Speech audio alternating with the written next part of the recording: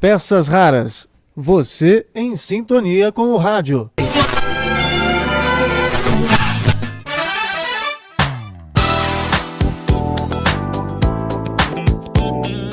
Olá, tudo bem? Eu sou o Marcelo Abud e estou de volta aqui com nossas peças raras. Hoje eu reservei 4 episódios de 5 minutos cada, contando os primeiros capítulos da história do rádio no Brasil. É que estamos aí na semana em que comemoramos mais um Dia do Radialista, dia 21 de setembro, o primeiro Dia do Radialista, né? Temos 7 de novembro como outra data que acabou ficando marcada como Dia do Radialista por ser o nascimento de Ari Barroso. Só que anteriormente, dia 21 de setembro, era o Dia do Radialista, porque foi quando a profissão foi regulamentada, né? Os direitos foram conseguidos para essa categoria. Nós temos também no dia 25 próximo, quarta-feira, o Dia do Rádio, em função do aniversário do Edgar Roquette Pinto, considerado o pai do rádio no Brasil, e nós vamos saber por quê nessa série de áudios que você vai acompanhar aqui comigo. E por isso tudo, então, nós vamos disponibilizar a partir de agora 4 episódios na sequência, contando os primeiros capítulos da história do rádio no Brasil. Esse material faz parte, na verdade, de algo maior, uma série com 10 capítulos que foi preparada quando o rádio completou 90 anos aqui no Brasil, para o livro História do Rádio, organizado pela professora Magali Prado. É o material digital que acompanhou o lançamento do livro História do Rádio no Brasil, organizado então pela professora e pela radialista Magali Prado. Você confere trechos desses capítulos aqui, agora, comigo, e pode também acompanhar eles na íntegra no post que eu vou deixar no blog Peças Raras. Lembrando que tudo que a gente fala aqui no nosso podcast também você encontra no www.pecasraras.blogspot.com, sem cedilha, né? Fica então Pecas Raras. É isso, espero que você curta, e enquanto você vai acompanhando esses momentos do rádio, eu também revelo que estou preparando um especial que vai ser lançado até a semana que vem, com o debate, o painel, em que lançamos uma pesquisa, em que divulgamos um estudo feito no Núcleo de Inovação e Mídia Digital da Faculdade Armando Álvares Penteado, a FAAP, onde eu dou aula, e nós fizemos um estudo sobre tendências do podcast no Brasil. Tivemos um evento na Semana de Comunicação, no dia 17 de setembro agora, e por lá passaram a Gabriela Viana e também a Isabela Medeiros, as produtoras e apresentadoras do podcast Vozes, Histórias e Reflexões da CBN. Tivemos também a participação do professor Eric Messa, que é o coordenador do Núcleo de Inovação e Mídia Digital da FAAP, e de um ex-aluno que participou do estudo, o César Ishigawa. Então, tudo isso, essa edição completa, você vai conferir em breve, na semana que vem, aqui no nosso podcast Peças Raras. Até lá, fique com algumas das histórias do início do rádio no Brasil. Peças raras. Você em sintonia com o rádio. A partir de 1919, começa a chamada Era do Rádio no Mundo. O microfone surge através da ampliação dos recursos do bocal do telefone, conseguidos por um engenheiro da Westinghouse em 1920, nos Estados Unidos. No Brasil, o rádio não demora a chegar. A primeira experiência acontece em 7 de setembro de 1922, nas comemorações do centenário da Independência, na então capital federal Rio de Janeiro. Com a palavra, a testemunha ocular e auditiva desta primeira transmissão, Edgar Roquette Pinto. Muito pouca gente se interessou pelas demonstrações experimentais de radiotelefonia então realizadas pelas companhias norte-americanas Westinghouse na estação do Corcovado e Western Electric na Praia Vermelha. Muito pouca gente se interessou. Creio que a causa principal desse desinteresse foram os alto-falantes instalados na exposição. Ouvindo discursos e música reproduzidos no meio de um barulho infernal, tudo rofenho, distorcido, arranhando os ouvidos, era uma curiosidade, sem maiores consequências. Apesar das falhas, Roquete Pinto percebe o potencial do meio de comunicação e, em virtude de seus empenhos pessoais, fica conhecido como o pai do rádio no Brasil. Ele também está por trás da inauguração da primeira emissora brasileira, juntamente com Henrique Morizzi, então presidente da Academia Brasileira de Ciências, inaugura em abril de 1923 a Rádio Sociedade do Rio de Janeiro. No começo de 1923, desmontava-se a estação do Corcovado e a da Praia Vermelha ia seguir o mesmo destino, se o governo não a comprasse. O Brasil ia ficar sem rádio.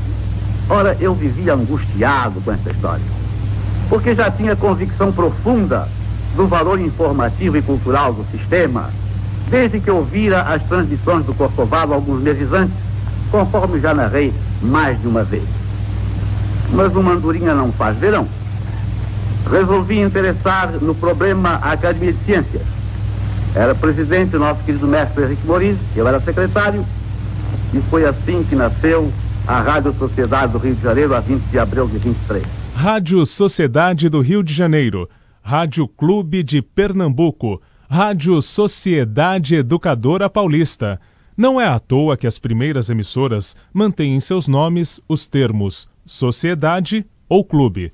As rádios surgidas durante toda a década de 1920 eram empreendimentos não comerciais, mantidos por grupos de apaixonados pela novidade, geralmente cientistas, intelectuais e pessoas ligadas à cultura.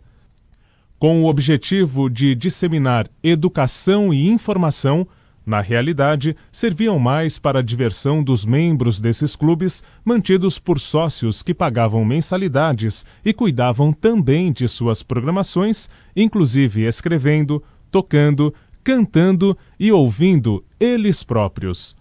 Mas o propósito de Roquete Pinto era de que em pouco tempo o meio de comunicação chegasse a toda a população brasileira e democratizasse a educação, a cultura e a informação.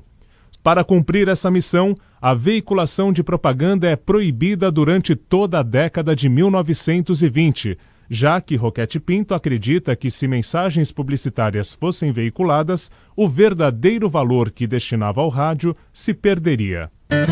No entanto, é justamente a publicidade que dá novo impulso e proporciona a popularidade do rádio no Brasil. Mas esta já é outra história para outro episódio, quando vamos falar de Getúlio Vargas, propaganda e do início da era de ouro do rádio em nosso país. O final da década de 1920 conta com a colaboração de alguns espertos e empreendedores comerciantes. Animados com o surgimento das fábricas de rádio, eles começam uma verdadeira cruzada para espalhar o novo meio de comunicação. Um desses pioneiros vendedores de rádio foi o saudoso Ademar Cazé, avô de Regina Cazé. Seu método era no mínimo curioso. Ia até a casa ou escritório do possível cliente numa hora em que sabia que ele não estava. Lá, deixava o rádio ligado e um recado, dizendo que voltaria para conversar mais tarde.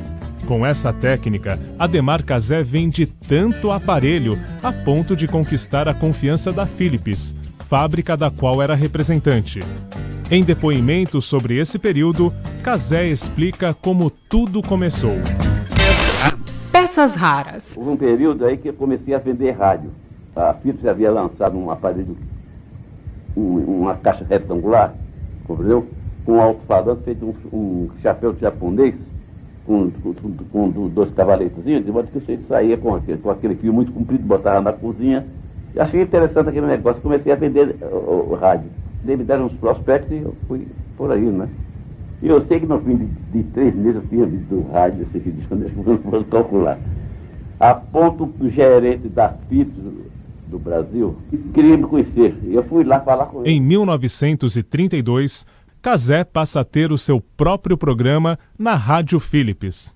talvez a primeira emissora customizada do Brasil, ou seja, uma rádio que tinha como motivação vincular o nome da empresa à da expansão do aparelho.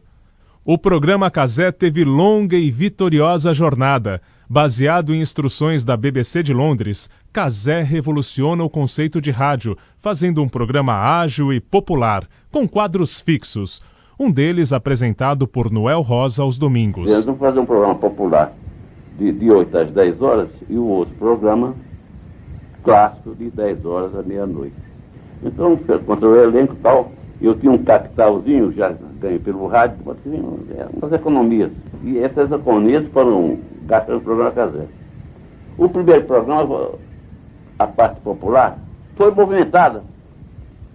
Foi muito movimentada, porque era Silvio Caldas, Francisco Alves, Miranda, quer dizer, a nata da Patrícia Teixeira, não é? O Custódio Mesquita, João Pedro de Barros, Luiz Barbosa. Mas foi um programa que deu um barulho, batucada, isso aqui, aquele outro, e o negócio foi embora. Às 10 horas, quando terminou o programa popular, mas nesse interregno, das 8 às 10 horas, o telefone batia sistematicamente. Vamos pedir isso aqui, aquele outro. Chegou a parte erudita, de música de câmara, sabe? O bicho ficou mudo lá e eu comecei a... Poxa, eu não toco mais o telefone, só não está agradando, não. Então, parti daí para explorar mais a música popular. Esse foi só o primeiro passo de um grande arranque que o rádio viveu nos anos de 1930. Um fator foi primordial para esse crescimento: a propaganda. Autorizada por Getúlio Vargas em 1932, começa com patrocínios e logo em seguida com comerciais avulsos, na forma de textos lidos pelos locutores, e também de jingles, os anúncios cantados. Só a título de curiosidade, Ademar Cazé também inova ao apresentar em seu programa o primeiro jingle brasileiro, criado por Nassara.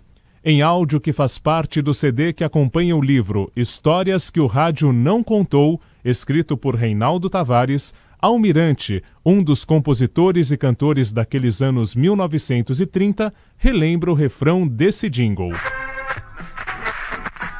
Ai, o padeiro desta rua, tenho sempre na lembrança, não me traga outro pão que não seja o pão Bragança. A propaganda se torna a fonte geradora de recursos para a evolução do rádio em termos de número de emissoras e de qualidade de programação. Peças raras. Em agosto de 1933, é gravada em disco a música As 5 Estações do Ano. A composição de Lamartine Babo é interpretada pelo próprio autor, juntamente com Almirante, Carmen Miranda e Mário Reis. A letra fala com bom humor das 5 estações de rádio mais famosas da época: Educadora Paulista, Philips, Sociedade do Rio de Janeiro, Clube do Brasil do Rio de Janeiro e Mairinque Veiga. Na letra, a rádio educadora é chamada de Estação de Águas, expressão usada pelos artistas para ironizar emissoras que iam mal. A Rádio Philips ganha destaque pelo sucesso do programa Cazé e por atrair anunciantes de todos os gêneros. A Mairinque Veiga, que era a emissora de maior audiência na época e tinha como diretor César Ladeira, tem sua popularidade realçada.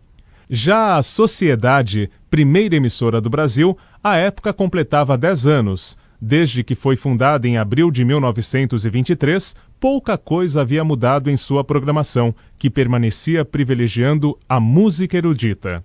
A última estrofe de As 5 Estações do Ano é dedicada à Rádio Clube e refere-se ao preconceito sofrido pelos primeiros narradores de futebol. A letra cita um episódio vivido pelo locutor Amador Santos, que, proibido de transmitir um Fla-Flu, instala-se numa casa da vizinhança e sobe em um galinheiro para narrar a partida. Na época, dizia-se que a voz do locutor havia chegado aos ouvintes misturada aos cacarejos das galinhas. Vamos ouvir As 5 Estações do Ano, gravada em 6 de julho de 1933. Antigamente eu banquei estação de águas, hoje guardo minhas mágoas num baú de tampa azul. Já fui frequinha, mas agora já estou forte. Sou ouvida lá no norte, quando o vento está no sul. Transmite PRAC. Transmite PRAC.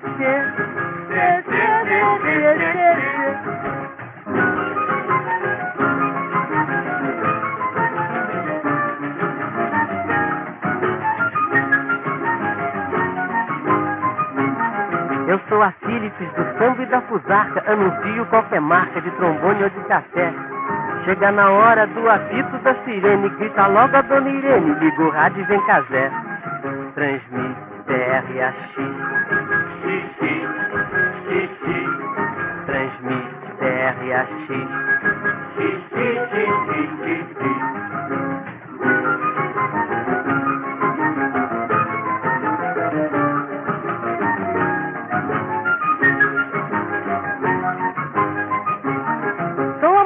Popular e conhecida, toda gente fica louca, sou querida até no hospício.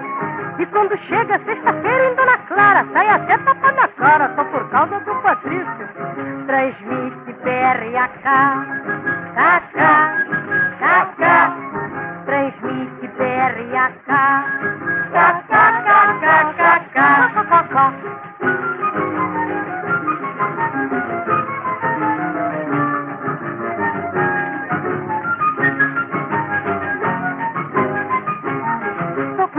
Aos quatro cantos da cidade, sou a rádio sociedade, se for filme aguento o tranco. Adoro o clássico, odeio a fusarqueira, minha gente, fui parceira do Barão do Rio Branco. Transmite TRAA, transmite TRAA.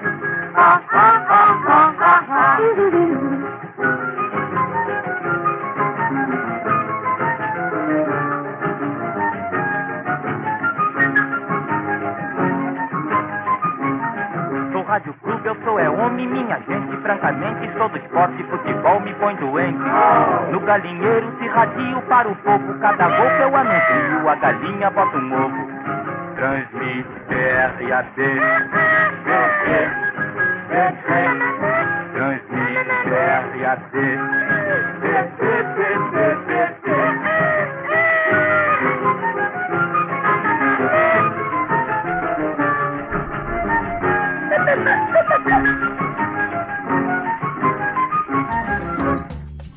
Não só no Brasil, mas no mundo todo, o rádio transmite a sua força. No próximo episódio, você vai saber como o radioteatro impacta na criação do gênero mais famoso da cultura popular brasileira.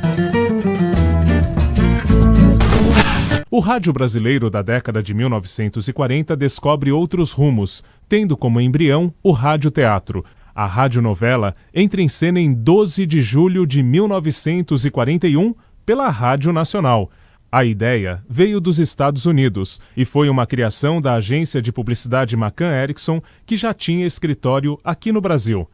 Aliás, o principal gênero da cultura popular do nosso país, que teve origem no rádio e hoje ocupa boa parte do horário nobre da televisão, é conhecido nos Estados Unidos como soap opera. O motivo? Trata-se de um programa criado para vender sabão. Entendam-se aqui, produtos destinados à limpeza do lar e à higiene pessoal. Não é à toa que a abertura da primeira radionovela brasileira convide as senhoras e senhoritas a acompanharem a novidade. Senhoras e senhoritas, a Rádio Nacional do Rio de Janeiro apresenta...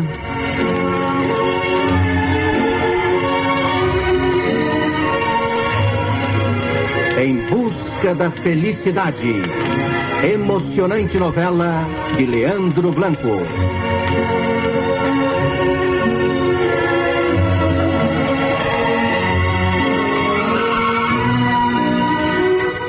As radionovelas logo alcançam sucesso. A credibilidade dos dramas radiofônicos era muito grande. Prova disso é que quando uma personagem engravidava na novela, não demoravam a chegar brinquedos e casaquinhos de tricô à emissora. Outra fórmula que deu certo nos anos 1940. Almirante, considerado a maior patente do rádio, passa a estruturar os programas de auditório com a presença de narrador, músicos e comediantes. Fórmula de tremendo sucesso durante décadas. Um dos programas que marca esse estilo de transmissão é o Balança Mas Não Cai. A ideia era fazer o público imaginar um prédio onde morava todo o elenco e também os profissionais da Rádio Nacional. O destaque da atração é o encontro de Paulo Gracindo e Brandão Filho, ou simplesmente Primo Rico e Primo Pobre. O edifício balança. Balança. Mas não cai. E aquele sujeito muito rico recebe mais uma vez a importuna visita daquele parente muito pobre. Olha, primo, a minha situação é de pânico, sabe? Há noites em que eu nem consigo dormir. Tenho vontade de sair pra rua, falar com os meus amigos. Ainda se eu tivesse um telefone em casa... Ah, meu, nem pense nisso, primo. Você não sabe o transtorno que causa um telefone em casa? Eu posso dizer isso brincadeira porque aqui em casa eu tenho 8, né? 8? Ih, não param de tocar. É de Nova York, é da Bolsa de Londres, é Paris. E as despesas de telefonemas aqui para a Inglaterra. A minha mulher só acerta o nosso relógio pelo Big Ben de Londres. É você que é feliz. Estou felicíssimo. Eu estou afundado, eu estou afundado. Já tô vendo, afundadíssimo. Você não precisa acertar o relógio pelo Big Ben, por exemplo? Não, meu despertador é um galo que me acordava todo dia às 6 horas. Mas agora, coitado do galo, né? Morreu? Não, mas eu preciso levar lá um relojoeiro para acertar pelo horário de verão, que ainda tá cantando pela antiga. Se eu não estivesse nessa situação, eu até ajudava você, sabe? Eu te dava um ovo de presente pra ver se saía um galo novo. Mas eu tô de dívidas até aqui, primo. Eu tô entupido. Entupidíssimo? Entupidíssimo. Bem, primo, eu vou indo. Já vai, né, primo? Eu tenho... Ah, é verdade. Ô, primo, você não terá aí uma roupinha usada que possa me dar? Eu? Olha, você pode não acreditar, primo, mas eu ando de calça furada. Furadíssima? Furadíssima. Se eu não estivesse nessa situação, eu ajudava você. Olha, primo, eu sou amigo dos meus amigos. Muito obrigado. Eu sou. Eu tenho aqui no bolso 5 cruzeiros, né? Se você estiver precisando, eu racho com você. Dinheiro nunca é demais, primo. Deixa aí em cima, sabe que eu tô muito precisado. Precisa disso? Leva, leva. A década de 40 também é marcada pela força das transmissões esportivas.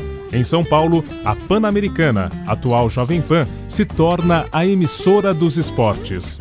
No jornalismo, Repórter Esso e o grande jornal Falado Tupi, cada qual ao seu estilo, fazem o rádio adquirir ainda mais credibilidade junto ao ouvinte. Com alguns capítulos da história do rádio no Brasil, eu me despeço por aqui. Até a próxima com novidades do rádio e do podcast. Aguarde novidades. Na semana que vem, vamos falar das tendências do podcast no Brasil, tentando responder qual é a duração de um podcast preferida do público brasileiro. Quais os assuntos que ainda não são muito contemplados nessa mídia e que têm uma demanda de público grande. Essas e outras questões fizeram parte de uma grande pesquisa, de um grande estudo que nós estamos divulgando. Você já encontra essa pesquisa publicada, os dados, os destaques, a análise dela no meu blog, né? O Peças Raras, está ali também. Você já pode conferir os dados e na semana que vem acompanhar o debate que aconteceu para a divulgação do estudo. Até a próxima, quando eu volto com mais Peças Raras para você. Peças Raras. Você em sintonia com o rádio.